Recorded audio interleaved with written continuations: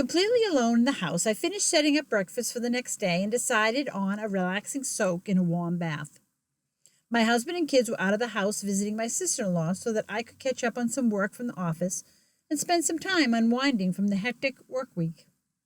Enjoying warm, sudsy water before my family arrived home to join me sounded like a great idea. With the house completely still, I lay in the warm bath with a thick, wet face cloth over my closed eyes. The silence was thick and only broken by the occasional sound of my body shifting in the soapy water. I sat and I soaked as the sun went down and the bathroom filled with welcome shadows and steam. Do you believe in ghosts? Or maybe, do you think experiences that can't be easily explained happen because of a glitch in time? Stay with me as I make overnight oats and tell you what happened one day when my children were both toddlers and a ghost of a child entered my life. So I was laying in the warm bath, soaking and breathing and not doing much else when I heard sounds coming from my daughter's bedroom. Their room was right next to the bathroom, but even separated by a door, I could easily hear movement coming from that room. At the time, my daughters kept their small, tiny-sized toys in a huge blue plastic tub under the window. It was filled to the brim with their stash of dolls and cars, plastic jewelry, and other treasures that they collected and mixed in with what they got from their cousins, who had outgrown them. Whoever was in the room next to the bedroom was rummaging through the giant tub of brightly painted plastic toys. I could hear the pushing of tiny fingers into the crushing pile of small figurines, miniature trucks, and other odds and ends. The digging made some of the toys start.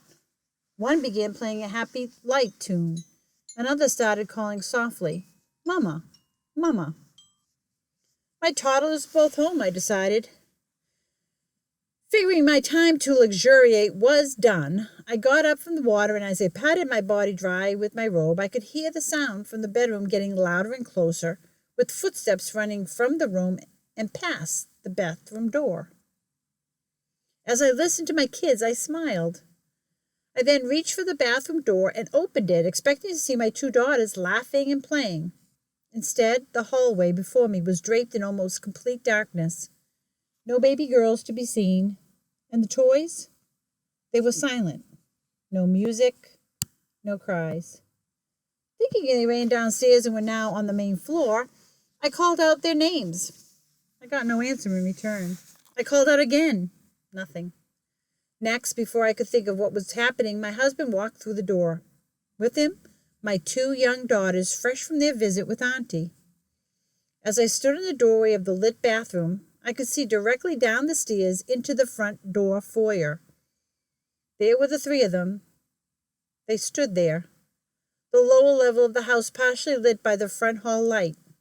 All three were talking and laughing all at once. "Hi, Mummy," both my daughters yelled when they saw me standing at the top of the stairs. "How was your night?" my husband smiled and asked. At that moment, hearing them converse about something funny that happened during their visit, is when I realized that before they walked through that front door, not 5 minutes prior, I had been completely alone in the big, empty, dusk-filled house. But who was touching the box full of toys? Who was playing in the house at the end of the long day? And who ran by the bathroom door? Let me know what you think in the comments. Once a week, Sharp Edges presents inexplicable true stories. Sharp Edges are stories that make us question what we think we see. Do sharp edges exist between what we perceive and reality, or are those boundaries blurred?